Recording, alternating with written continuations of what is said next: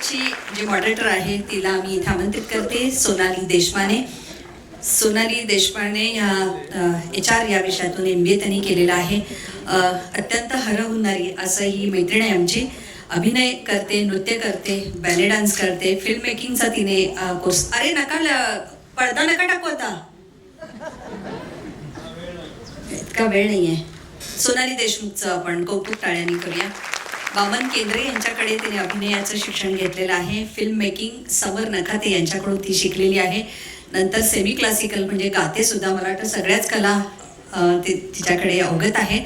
मुळात अदानी इलेक्ट्रिसिटीमध्ये ती corporate social responsibility डिपार्टमेंटची ती हेड आहे. इतक्या लहान वयामध्ये तिचं आपण एकदा कौतुक करूया. खूप लहान वयामध्ये ही मोठी जबाबदारी तिने स्वीकारलेली आहे. सोनाली बसून घेतो. असं म्हणतात की भुकेला धर्म नसतो, अन्नाला जात नसते, चवीला नातं नसतं, पण चव ही रेंगाळणारी असते आणि तुमच्या जिभेवर आणि पोटामध्ये ती तुम्हाला तृप्त करते. आणि म्हणून आपण अन्न हे पूर्ण ब्रह्म असं म्हणतो. कशासाठी? पोटासाठी असं म्हणत एखादा उत्तम पदार्थ आपल्यापर्यंत आला आणि तो पोटात आपण ढकलला की आपण तृप्त झालो आणि मग आपल्या तोंडून सहजपणे आशीर्वाद निघतात. अन्नदाता सुखी भव, अन्नपूर्णा सुखी भव. पूर्वी आजी आपल्याला असं म्हणायची की थोडंसं प्रेम, आपुलकी आणि वात्सल्याची फोडणी एखाद्या पदार्थाला दिली की तो खमंग बनतो आणि तो समोरची जी व्यक्ती आहे ती आपल्याशी एक वेगळ्या पद्धतीने नातं जोडते. असाच एक तरुण तमाम खवय्यांची फरमाईश पूर्ण करतो. असा सूर्यासारखा खवय्येगिरी या क्षेत्रामध्ये तळपणारा नावाचाच वरुण इनामदार यांना मी इथे आमंत्रित करते.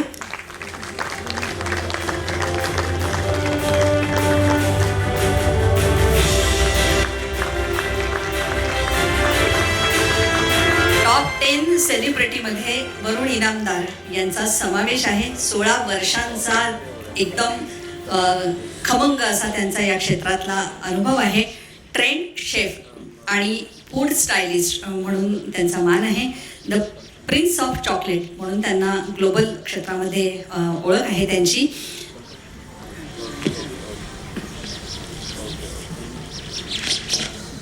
राजश्री फूड या वाहिनीतर्फे यूट्यूबवर त्यांची जी खवय्येगिरी आहे त्याचे 284 मिलियन्स असे फॅन्स आहेत आमच्यावरून इनामदार. मी आल्यानंतर पहिल्यांदा त्यांना ओळखलं नाही कारण त्यांची आर्मीची हॅट आहे आणि मग नंतर माझ्या लक्षात असं आलं आर्मी म्हटल्यावर एवढा लगेच तोफांचा आवाज नको. बरं, ही सलामी आहे आमच्यावरूनला. आर्मी आणि नेव्ही इथल्या संपूर्ण विभागामध्ये त्यांचा आहार, त्यांना काय खायला हवं, त्यांची एकंदरीत ऊर्जा कशी वाढेल आणि भारताचं प्रेम हे तगडेपणे सज्ज होण्यासाठी वरुण त्यांना संपूर्ण आहार पुरवतो आणि त्यावर खुश होऊन एका आर्मी ऑफिसरने त्यांना ही हॅट बहाल केलेली आहे. त्यामुळे आम्ही तमाम तुम्हाला हॅट्स ऑफ असं म्हणतो. लगेच एकदम बिगुल वाजवू नको तू. यानंतरची जी आमची मैत्रीण आहे ती आहे सुप्रसिद्ध नृत्यांगना आणि नृत्य दिग्दर्शक फुलवा खामकर. हिलाही मी इथे आमंत्रित करते.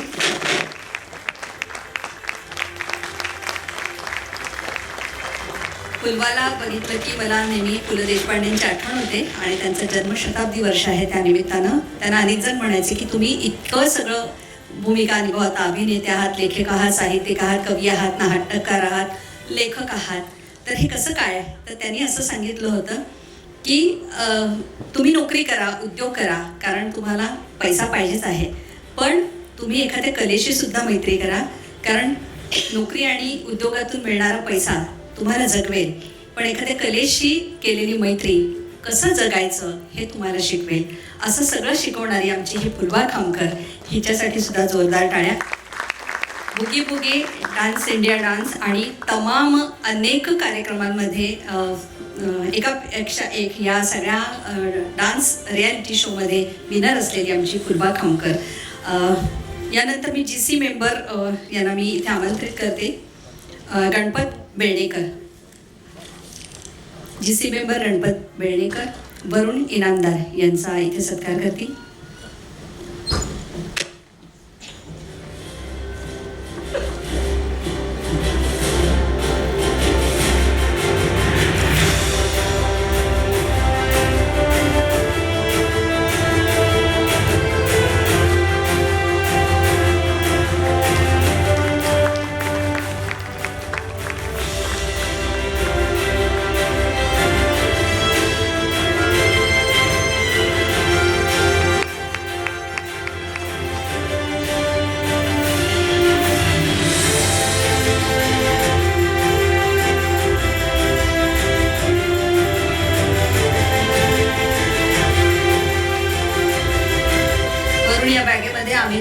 काही जिन्नस दिलेत, मसाले दिलेत, जाताना आम्हाला एक पदार्थ करून द्यायचा आहे. खामकर मसाले. यानंतर फुलवा खामकर यांचा आपण सत्कार करूया. वेणेकर सरांना मी विनंती करते, फुलवा खामकर.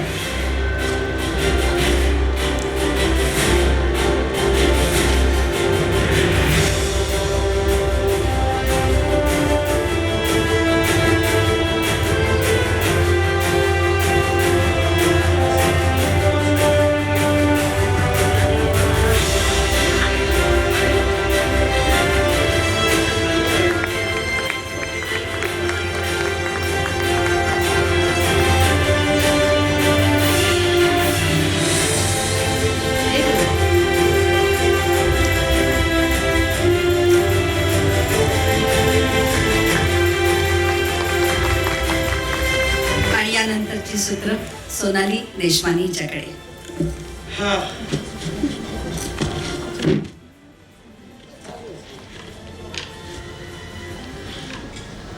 मला जाऊ द्या ना घरी, आता वाजले की 12 म्हणत आपल्याला फुलवाताई लगेच समोर येते डोळ्यासमोर.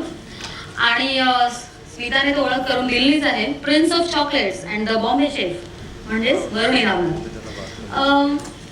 कलाकार हा जन्माला तरी यावा लागतो किंवा घडवावा तरी लागतो. मला फुलवाताई तुला हे विचारायचं आहे की हा वारसा, नृत्याचा वारसा घेऊन तू जन्माला आलेलीस, तर याच्याबद्दल आम्हाला काहीतरी सांग. नृत्याचा वारसा ऑफकोर्स माझ्या आईकडनं आला माझ्याकडे. म्हणजे माझे आजोबा शाहीर अमर शेख यांची मुलगी म्हणजे प्रेरणा, आणि ती आजोबांच्या कलापथकात नाचायची. भरतनाट्यम शिकली होती ती, आणि मला वाटतं हा वारसा माझ्याकडे आला. मला वारशाबद्दल तू विचारलंस म्हणून बरं वाटलं, कारण आय एम सो प्राऊड की एका अनिल बर्वेंची मुलगी आहे मी. किंवा ह्या गोष्टी जेव्हा आता लोकांना कळतात तेव्हा अच्छा तू अनिल बर्वेंची मुलगी, तू खामकर कशी, किंवा असे प्रश्न विचारतात, तेव्हा आय रिअली फील प्राऊड. आणि नृत्याच्या वारसापेक्षाही ना ते फार उशिरा करायला लागले मी. त्याच्या आधी समर्थ मंदिरमध्ये लहानपणापासून जिमनॅस्टिक्स केल्यामुळे आधी एक तर छत्रपती पुरस्कार मिळाला, आणि मी कॉलेजमध्ये एक आपल्या कुठल्या स्पर्धांमध्ये आपण भाग घेतो, आणि तेव्हा बुगी बुगी पहिलाच डान्स रियालिटी शो होता आपल्याकडचा. आणि मला वाटतं ती माझी एक ओळख झाली की त्याच्यात परफॉर्म केल्यानंतर मला वाटतं एक फुलवा कोण आहे हे जरा घराघरात मला पोचायला किंवा लोकांना माझी कुठेतरी ओळख झाली असं मला वाटतं.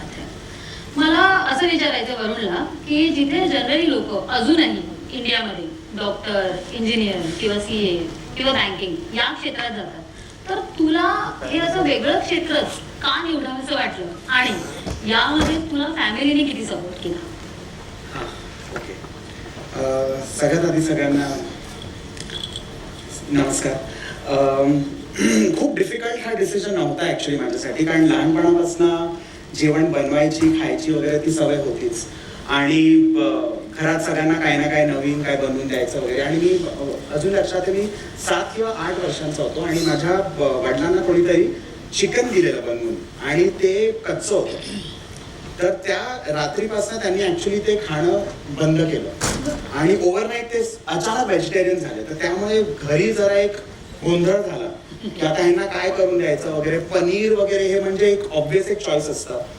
मशरूम हा जो प्रकार असतो, हा अळिंबी जो प्रकार असतो, तो सहज आपण महाराष्ट्रीयन घरात तेव्हा नाही खायचं. तर तो एक प्रश्न होता की आता काय बनवायचं, काय खायचं वगैरे, की अचानक म्हणजे हार्डकोर नॉन व्हेजिटेरियन माणूस आता व्हेजिटेरियन झालाय. तर तिथे काहीतरी म्हणजे प्रयत्न चालू केले किचनमध्ये वगैरे. तर तिथनं एक ती आवड निर्माण व्हायला लागली. आणि मी वडिलांना माझ्या सांगितलेलं की 8 वर्षाचं होतं तेव्हाच मी सांगितलेलं की मला हॉटेल मॅनेजमेंट करायचंय, नाहीतर काही नाही करायचं. तर त्यांनी असं म्हटलं माझ्याकडे बघून की अरे तू लहान आहेस, अजून खूप अजून वय आहे, तू डिसाईड कर, डिस्कस कर, 12वीची परीक्षा दे, नंतर आपण विचार करू काय करायचं ते. 12वीची परीक्षा दिली, रिझल्ट आला. ज्या दिवशी रिझल्ट आला त्या दिवशी रिझल्ट घेऊन त्यांच्याकडे गेलो, आणि त्यांनी सांगितलं की रिझल्ट आला, आता चला हॉटेल मॅनेजमेंट करायचंय. तर त्यांनी मग आईकडे बघितलं, आणि मग त्यांचा असा विचार आला की नाही काहीतरी मला वाटतं काहीतरी ह्याच्यात मला दिसतंय. तर I think we should go ahead and we should get him into a hotel school. तर ते बँड्रामध्ये ते हॉटेल, ते ॲक्च्युली फूड इन्स्पेक्टर होते. तर त्यांनी सांगितलं बघ हॉटेल मॅनेजमेंट कर, बँड्रामध्ये कर, माझी पण नजर राहील याच्यावर वगैरे. तर तिथे मग रिझवी कॉलेजमध्ये जाऊन आम्ही ॲडमिशन घेतलं. आणि तिथनं ॲक्च्युली मला खूप लोकांनी विचारलं की तुला खरंच आवडतं का, की म्हणजे मार्क कमी पडले, टक्के कमी मिळाले म्हणून करतोयस का? कारण तेव्हा असं होतं की टक्के कमी पडले किंवा 50च्या खाली काय मार्क मिळाले तर हॉटेल मॅनेजमेंट कर. नाहीतर एक असं असतं की 80-90च्या वरती आला तर डॉक्टर, इंजिनियर, लॉयर हे ते वगैरे वगैरे. बट ह्याला कुठेतरी ते डाऊनग्रेडिंग होतच आधीपासून आणि आता पण आहेच. असं नाहीये की म्हणजे खूप लोकांची वृत्ती त्याच्या बद्दल बदललेली आहे वगैरे. आहे तसंच आहे की कमी टक्के पडले ना, अरे मग आयचंद्र जा ना, किंवा हॉटेल मॅनेजमेंट कर, किंवा एक काम कर गल्ल्यावर बस. ते टिपिकल ते आहेच, अजूनही आहे. सो मला फुलवाताईला असं विचारायचंय की नृत्य करणं म्हणजे जनरली आपण सगळेच की गाणं लागलं की सगळेच डान्स करतो, तर नृत्य करणं आणि नृत्य शिकवणं, कोरिओग्राफी करणं यात काय आव्हान आहे? मला आव्हानपेक्षाही मला बेसिकली जसं वरून म्हणला की मी खूप माझ्या आवडीच्या फील्डमध्ये करिअर करू शकले. म्हणजे तू तरी प्लॅनिंग केलं होतंस, माझ्या मते मी काही प्लॅन नव्हतं केलं. म्हणजे TY पर्यंत फक्त कॉलेजमध्ये नाचले मी, फक्त बुगी जा, इकडे जा तिकडे जा, आणि आफ्टर TY असं वाटायला लागलं की युनिव्हर्सिटी नाही किंवा मल्हार नाही, मग आता नाचायचं कुठे. म्हणून मग कथक कुठेतरी एक शिकण्याची प्रोसेस सुरू झाली नव्हती. नृत्य शिकणं तुझे म्हणतेस, कारण शिकवण्यापासून जर तू शिकलीच नाही तर त्यामुळे मी आशा जोगळेकरांकडे, आमच्या मावशींकडे अर्चना नृत्यालयामध्ये कथक शिकायला सुरुवात केली ग्रॅज्युएशन नंतर. मग ऑस्कर उंगर म्हणजे तुम्ही जो पूर्वी फिल्म जर बघितल्या तर विजय ऑस्कर म्हणून कोरिओग्राफर तुम्ही बघाल, ऑस्करजींकडे मी तेव्हा टॅप डान्स, जीन केलीची खूप फॅन होते, ENT चॅनलवर टॅप डान्स बघायचं. तर असं खूप माझे एक चाचपडत होते मी. आणि शिकवणं म्हणजे जिम्नॅस्टिक्स मी लहानपणापासून शिकवत होते. म्हणजे समर्थमध्ये आमची वासंती सगळ्यांना माहिती असेल, जे शिवाजी पार्कमध्ये वाजीशी म्हणा किंवा वेगवेगळी जी शिबिरं होतात तिथे शिकवण्याची प्रोसेस मला वाटतं माझी फ्रँचाईज सुरू झाली ॲज अ जिम्नॅस्टिक कोच. म्हणजे मी कोरिओग्राफर झाले नसते तर मी नक्की जिम्नॅस्टिक कोच झाले असते, इतका मला तो खेळ आवडतो. त्यामुळे पण नृत्य कसं शिकवायचं आणि नुसती कोरिओग्राफी म्हणजे नृत्य शिकवणं नाही, हे शिकायलाच मला खूप वेळ जायला लागला. आणि मला वाटतं माझा एक खूप मोठा ऍक्सिडेंट झाला होता 2000 साली. स्टेजवर पडले होते. हे सगळं बुगी नंतर की मला थोडेसे ओळखायला लागले. मग इकडून तिकडून विचारतात ना, गणेश हेगडेने मला विचारलं की तू काय करशील, मग बॅक डान्स करशील का, तर मी केलं नाही. मग मला रिबिन थोडे जिम्नॅस्टिकचे ऍक्ट करायला सांगायचं. आणि तेव्हा मी स्टेजवर पडले आणि जवळजवळ 6 महिने वॉज बेड रिडन. तर तेव्हापासून मग मी एक करिक्युलम तयार केला की नृत्य शिकवायचं म्हणजे स्टेप्स तर शिकवायला पाहिजे, नुसतं गाणं तर नाही लावायचं. तर मला वाटतं ते मला त्याची कुठेतरी मदत झाली. आणि मग हनुमान थिएटरमध्ये लालबागला की पहिले नृत्याचे वर्ग चालू केले. आणि मग तिकडून हळूहळू शिकवता मला वाटतं मी जास्त शिकले की नृत्य कसं शिकवायचं. आणि नृत्य दिग्दर्शन करायला लागले तेव्हा मला हे लक्षात आलं की जेव्हा स्पेशली एकापेक्षा एक नंतर एक सेलिब्रिटी कोरिओग्राफरचा एक किताब मिळाला, कारण तुम्ही टीव्हीवर आले किंवा बुगीचं काहीतरी जे पुण्य होतं, त्यामुळे एक ओळख, मी जसं म्हणलं की अच्छा ही फुलवा खामकर, त्याची ही मराठी आहे. मला वाटतं ह्याचा खूप फायदा मला आपल्या इंडस्ट्रीत झाला. आणि तेव्हा जेव्हा मी ऍक्च्युली सेलिब्रिटीजना कोरिओग्राफ करायला लागले तर तेव्हा शिकवायची सवय असल्यामुळे नुसतं कोरिओग्राफी न करता एखादी स्टेप एक्सप्लेन करताना ती मी शिकवायचे. तर मला वाटतं त्यामुळे माझं कनेक्शन सगळ्यांशी खूप वेगळं झालं. त्यामुळे एक नृत्य दिग्दर्शक म्हणून मला, मी नृत्य शिक्षिका असल्याचा मला नृत्य दिग्दर्शक म्हणून फायदा झाला, नृत्य दिग्दर्शन करताना फायदा झाला. कारण मला असं वाटतं की ऑनेस्टली आपले जे गुरु असतात किंवा आपल्याला जे कोणी शिकवतात छोट्या छोट्या गोष्टी, त्यांच्याबद्दल आपल्याला खूप रिस्पेक्ट असतो. माझा खूप चांगले गुरु नृत्यात मिळाले. तर तसं मला वाटतं ती एक पदवी किंवा त्या माझ्याकडे बघण्याचा दृष्टिकोन सगळ्यांचा थोडासा बदलतो, कारण मी नृत्य शिकवते असं मला वाटतं. मला वरून असं विचारायचं आहे की या क्षेत्रात स्त्रियांपेक्षा पुरुष अधिक का? म्हणजे आजच्या स्त्रिया आपण बघतो की पुरुषाच्या खांद्याला खांदा लावून स्वतःची ओळख बनवत आहे. तसं पुरुषांनाही की असं वाटतं की चला फक्त स्वयंपाकघरात स्त्रियाच का, आपणही ती लक्ष्मण रेखा ओलांडली पाहिजे, म्हणून का पुरुष या क्षेत्रात जास्त? नाही, तसं काही नाहीये. इनिशियली असं होतं 80s 90s मध्ये की खूप लॉंग स्ट्रेनस आर्स वगैरे असायचे, मोठमोठे. आपण काय घरात आपण छोट्या भांड्यांमध्ये बनवतो, इथे 1000, 1500, 2000 लोकांसाठी ते भांडी असते. आता तरी ना इलेक्ट्रिक पॅन्स वगैरे आलेत की तिथे तुम्ही टेस्ट करा, तिथेच काढा वगैरे तसं.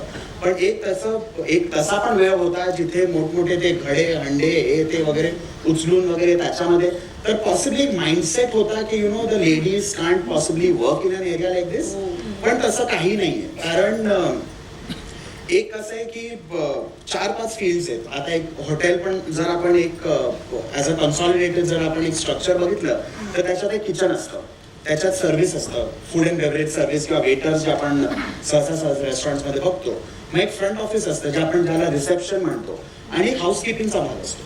मग टेक्निकली असं असतं की किचनमध्ये फक्त पुरुष असतात, फ्रंट ऑफिसमध्ये ते दोन्ही असतात, हाऊसकीपिंग मध्ये बघितलं तर फक्त लेडीज असतात. आता असं आधी म्हणायचे की नाही ते बारकाईने बघतात म्हणून त्यांना ते झटकन पटकन ते समजतं की नाही ते असं असायला पाहिजे, फोल्ड असं असायला पाहिजे किंवा ही सीम अशी असायला पाहिजे. पण त्याच्यातलं काही नाहीये. ऍब्सल्युटली एक तर सेफ फील्ड आहे. कारण पिकअप्स ड्रॉप्स वगैरे असतात, हॉटेलमध्ये सिक्युरिटी असते, खूप म्हणजे ते आता डायनामिक्स ऍक्च्युअली चेंज होत चाललंय. पण तरी कुठेतरी आहे की नाही घरात आई स्वयंपाक बनवते आणि वडील जातात रेस्टॉरंटमध्ये आणि ते तिथे शेफ आहेत किंवा तिथे ते वेटर आहेत किंवा तिथे सिनियर कॅप्टन किंवा तिथे मॅनेजर आहे. पण तसं काही नाहीये. Things are changing absolutely. तसं या क्षेत्राला खूपच असं ग्लॅमर रूप आहे, त्याबद्दल काय? ग्लॅमरस आता हा जो प्रश्न आहे तो खूप ऍक्च्युअली डिफिकल्ट प्रश्न आहे. का माहितीये कारण ग्लॅमरस आहे पण ते जे ग्लॅमर आहे ते आम्ही प्रोव्हाइड करतो. ती फील्ड ग्लॅमरस नाही. कारण एका किचन मध्ये ते जे दरवाजे असतात त्या दरवाजेच्या पलीकडे तुफान असतं वेगळं. त्या एका वेगळ्या प्रकारचं तुफान असतं आणि ते इथे फॉर एक्झाम्पल तुमच्या बॉसने तुम्हाला शिव्या घातल्या, तुमच्या काठाळ्यात दिली, तुम्हाला तुमच्या हातातनं काही पाडलं, काढून घेतलं वगैरे. पण हा दरवाजा उघडल्यानंतर समोर जर अमिताभ बच्चन सारखी व्यक्ती असेल तर आपण काय करणार? आपण लगेच नमस्कार करणं सांगितलं, hello sir, welcome to the hotel, what may I make for you, getting it. मग हाच माणूस जो इथे शिव्या खात होता 30 सेकंड्स मध्ये हा इथे एकदम नमस्कार करून yes sir tell me how can I help you. So it is like that. So हे जे ग्लॅमर आहे ते ग्लॅमर ही इंडस्ट्री क्रिएट करते. एका इव्हेंट मध्ये जर आपण एका इव्हेंट मॅनेजरच्या रूपाने ते इव्हेंट बघितलं तर आपल्याला दोन वेगळे रूप दिसतात. एक हा रूप दिसतो की कोणतरी ग्लॅमरस व्यक्ती आलेली आहे आणि त्याला हाच रूप दिसतो की इथे धावपळ चालू आहे, पाण्याच्या काउंटरवर पाणी नाहीये किंवा कोणीतरी गरम पाणी मागितलंय आणि आपल्याकडे ती सोय नाहीये किंवा आता मायक्रोवेव्ह आलाय, आता पाणी गरम करणं वगैरे इझी आहे. आता हेच जर तुमचं किचन 2 मजले खाली असणार तर आता अमिताभ बच्चन सारख्या व्यक्तीला जर गरम पाणी लागलं तर ते अचानक कुठनं तुम्ही क्रिएट करणार? हे ठीक आहे. So these are little things. हे आता सोपं होत चाललंय बिकॉज आता एव्होल्युशन असं चालू आहे की things are change. But of course coming back to your question, we are the ones who create the glamour, we are not glamorous. म्हणजे हे आपल्याला फार स्टेजवर छान छान दिसतं, बॅक स्टेजला किती प्रॉब्लेम्स असू शकतात त्याचा एक ती एक वेगळी दुनियाच आहे. Yes, म्हणजे that you absolutely. Can compare at all with the glamorous world. Absolutely. As simple as that. मला तुला त्याला विचारायचं की नटरंगामध्ये सर्वप्रथम तू कोरिओग्राफी केलीस तर तुला सिनेमाचं काही तंत्र शिकावं लागलं? हो म्हणजे नटरंग जेव्हा पहिल्यांदा आली माझ्याकडे, म्हणजे रवीला जेव्हा मी पहिल्यांदा भेटले तेव्हा मी त्याला म्हणलेलं की म्हणाले होते की मला कॅमेरा हे माध्यम माहीत नाही, मला खूप नाचायला आवडतं, मला नाच बसवायला आवडतो, पण मला कॅमेरा हे माध्यम माहीत नाही की कसं काय करायचं. तेव्हा रवी मला म्हणाला, आम्ही शिवाजी बागलाच भेटलो होतो त्याचं वरती, तेव्हा कुठेतरी एक ऑफिस होतं छोटं. तेव्हा मला म्हटलं की काळजी करू नकोस, मलाही कॅमेरा आहे माध्यम नवीन आहे कारण माझी पहिली फिल्म आहे. तर महेश लिमाये तेव्हा आमचा DOP होता. तर त्यामुळे Mahesh was a only experience person तिकडे आमच्या तिघांमध्ये. तर त्यामुळे मला तसं थोडं कठीण गेलं नटरंगच्या वेळी कारण मग मी खूप घरचा अभ्यास केला. कारण मला जसं मी म्हटलं की क्लास चालू करताना मला असं वाटायचं की करिक्युलम असायला पाहिजे की काहीतरी बेस आपल्याला माहिती पाहिजे. तसं जेव्हा नटरंगची गाणी हातात आली तेव्हा मला कळलं की कॅमेरा हे माध्यम कुठेतरी मला समजून घेतलं पाहिजे. मग वाईड अँगल काय, क्लोज काय, मिड अँगल काय, OS काय, हे सगळं मी खूप ऑनलाईन, कारण मी कोणाला कधी असिस्ट नव्हतं केलं आणि अचानक ही फिल्म एवढी मोठी होईल किंवा काय हेही माहिती नव्हतं. फिल्मच पहिली आपल्याला मिळाली याचीच एक्साइटमेंट खूप वेगळी होती.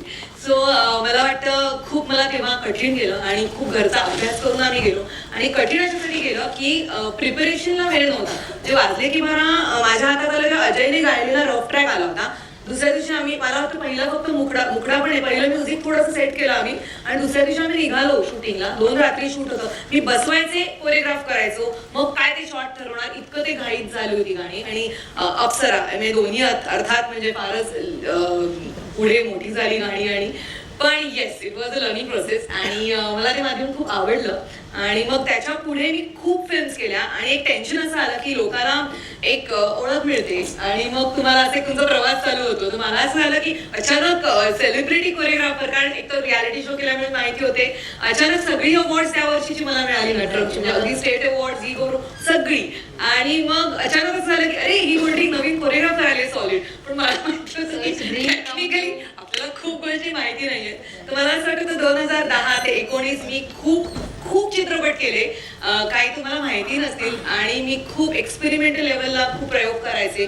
कुठल्याही माझे कधीच गडबड झाली नाही, कारण मी एडिटला जाऊन बसायला सुरुवात केली. आणि महेश मांजरेकर मला एकदा एका शूटला बोलले की तू काय करतेस मग शिकायला. मी म्हटलं काहीच नाही, मला कळत नाही कधी कधी, एडिटला जाऊन बस. आणि I started going to the edits. आणि मग तिथे गेल्यावर मला इतक्या गोष्टी लक्षात आल्या. आणि आता मला असं वाटतं की व्हेरी कम्फर्टेबल. ऑफकोर्स प्रत्येक वेळी सेटवर जाताना एक धाकधूक असते, आता कुठलं काय करायचं काय.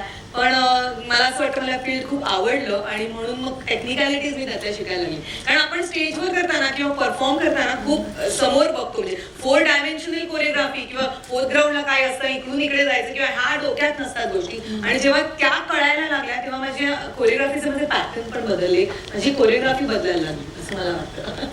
सो नटरंग तुझ्यासाठी ड्रीम कम ट्रू.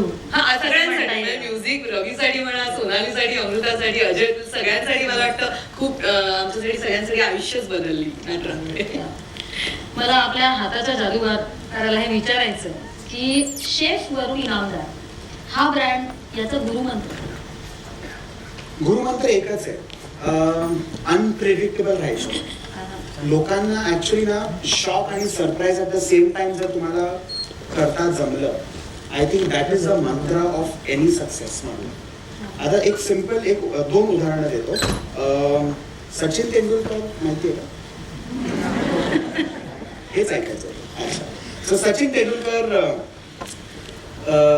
जेव्हा 100th सेंचुरी हा एक आयकॉनिक हा हिस्ट्रीचा भाग आहे, आणि त्याच्या सेलिब्रेशनसाठी नीता अंबानीने एक पार्टी दिलेली त्यांच्या बंगल्यावर.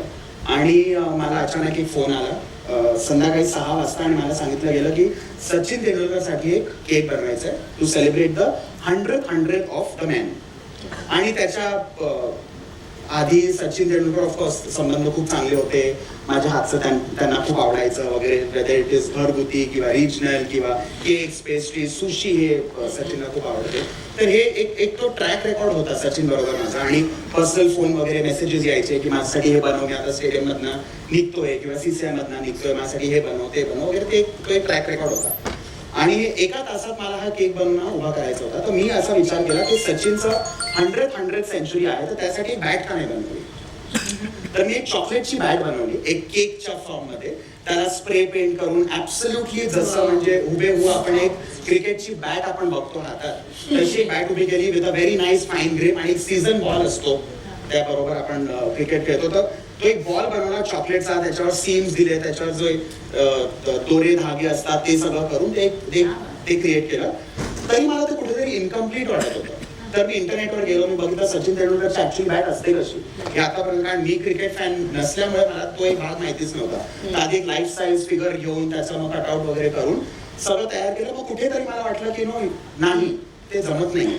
तर मी काय केलं, ऑनलाईन जाऊन सचिनची जी बॅट होती ती बॅट बघितली. त्याचा लोगो आहे, सचिन तेंडुलकरचा स्वतःचा लोगो त्या बॅटवर असतो. हे कोणाला माहिती मला माहिती नाही, पण हे त्या दिवशी मला स्वतःला समजलं.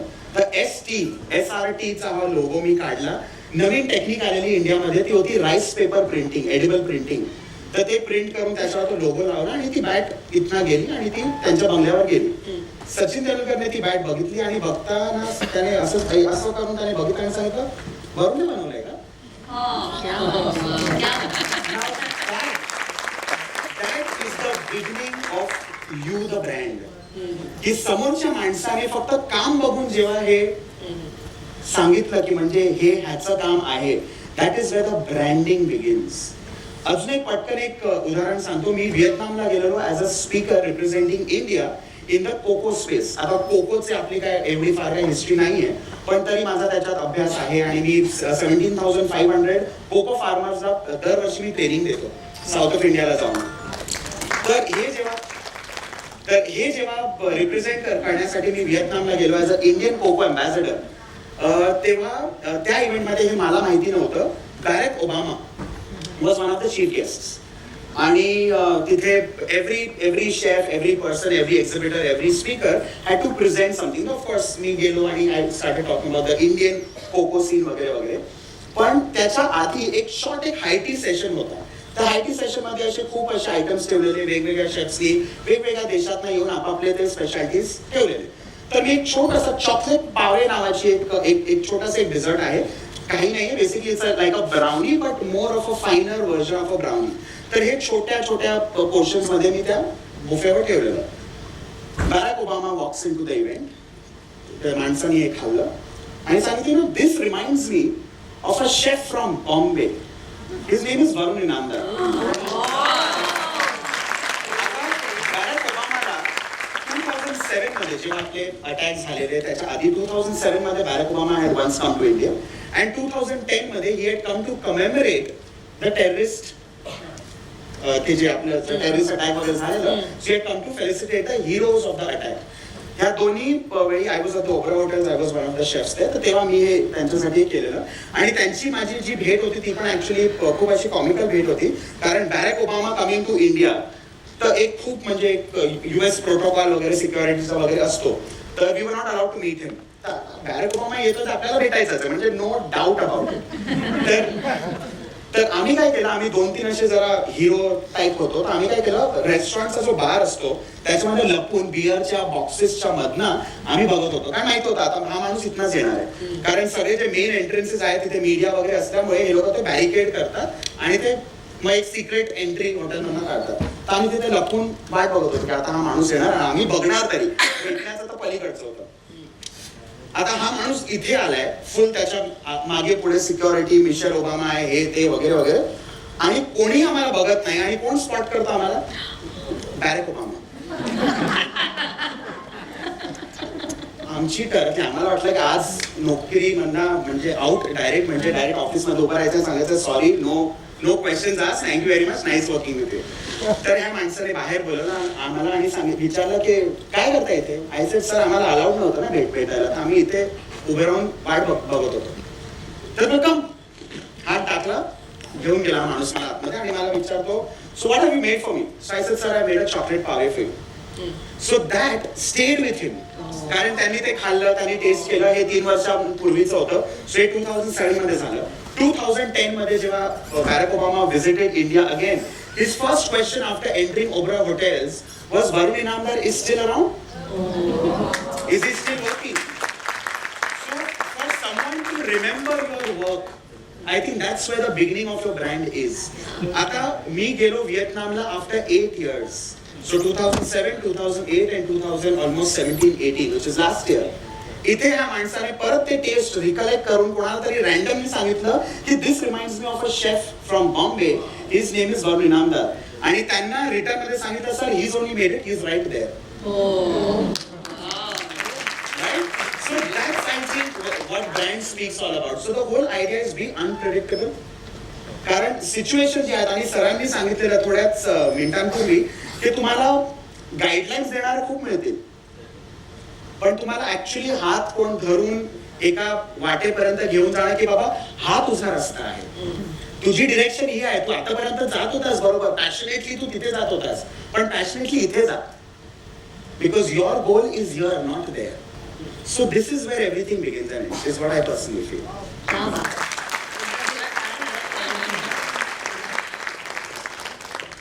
मला फुलवाताईला असं विचारायचं आहे की डान्सर आणि कोरिओग्राफर बरेच आहेत, पण फुलवा खामकर हे एक अढळ स्थान मराठी इंडस्ट्रीमध्ये झालेलं आहे. नॉट ओन्ली मराठी, आता हिंदीमध्ये पण.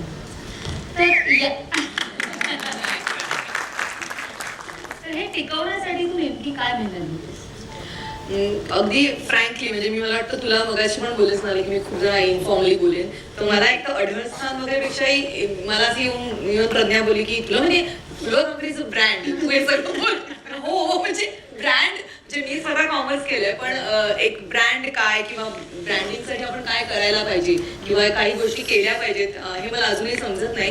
मला एवढं नक्की माहिती आहे की जसं तू म्हणलास की मला असं एक पॅशन असते तुमच्या कामाची, तुम्हाला स्वतःच्या कामाची, आणि ती पॅशन तुम्हाला घेऊन जाते आणि मग त्या रस्त्यात ज्या काही अपॉर्च्युनिटीज येतात त्या गट फिलिंगवर घेणं हे मी फक्त करत आले.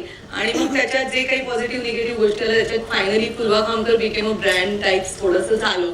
मला असं वाटतं त्याच्यात इतके वर्षांची आपली काही मेहनत असते आणि बेसिकली मी काही ठरवून नाही केलं, पण येस ऑफकोर्स स्टुडिओ घेणं माझं स्वप्न होतं आणि मला असं वाटतं आय एम व्हेरी प्राऊड की तो विचार मी एक 8-10 वर्षापूर्वी केला तेव्हा माझा आता स्टुडिओ झाला. कारण एक कोरिओग्राफर म्हटल्यावर पुढे मला आयुष्यात काय करायचंय हा विचार जेव्हा मी तेव्हा करायचं मला असं वाटायचं आपलं एक ऑफिस पाहिजे. पण ऑफिस मला कामाचं नाही. I need a space wear I can dance. आणि मग माहीमध्ये जेव्हा 3 वर्षापूर्वी ती जागा बघितली तेव्हा मी ठरवलं आणि मी माझ्या नवऱ्याला फोन केला की ही विकत घ्यायची आहे. तुला वेळ आहे थोडं पैसे कुठे एवढेच पैसे आपल्याकडे मी म्हटलं ते घर काढायचं पण I want to buy the place.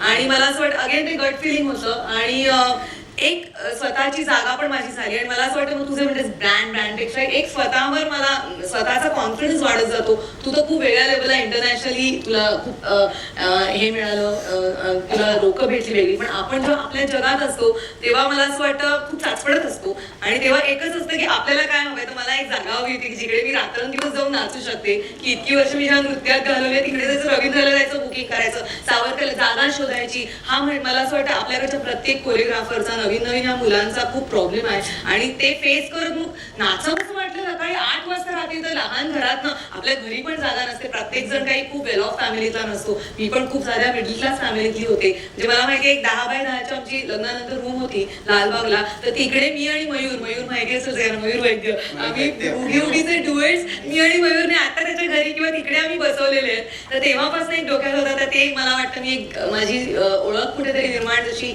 झाली ॲज अ कोरिओग्राफर तसं मला असं वाटतं की माझी एक जागा पाहिजे आणि दॅट इन्क्रीज माय कॉन्फिडन्स म्हण किंवा मला असं कधी कधी वाटतं की माझा PR खूप चांगला आहे असं विचारतात लोक. तर मला बोलायला इन जनरल खूप आवडतं गप्पा मारायला.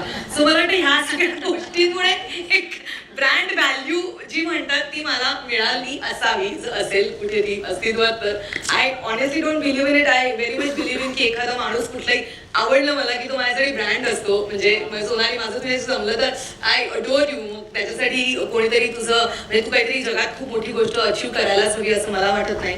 तर मला असं वाटतं ब्रँडिंगपेक्षा माझा खूप म्हणजे माझ्या बॅकग्राऊंडमुळे असेल माझ्या आईवडिलांमुळे असेल की खूप माणसानी कनेक्ट होण्यावर माझा खूप जास्त भर आहे.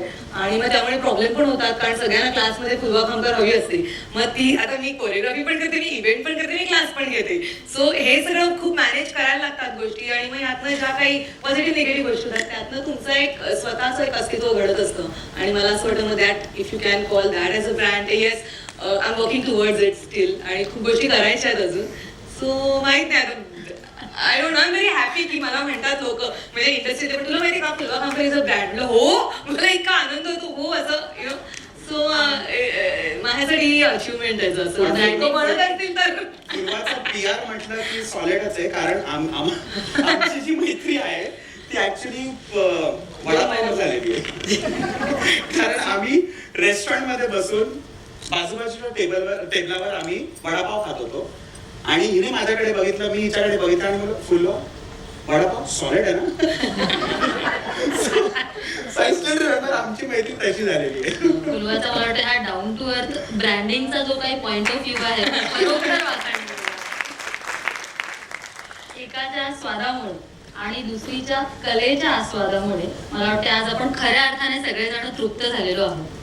पण वेळेअभावी आपल्याला आज या आपल्या खमंग गप्पा इथे थांबाव्या लागतात. आणि जमलेल्या सगळ्या एंटरप्रेन्योर्स आणि मित्रमैत्रिणींना या दोघांकडून नक्कीच खूप चांगलं मार्गदर्शन आणि ऊर्जा मिळालेली आहे. सो थँक्यू व्हेरी मच फुलवा.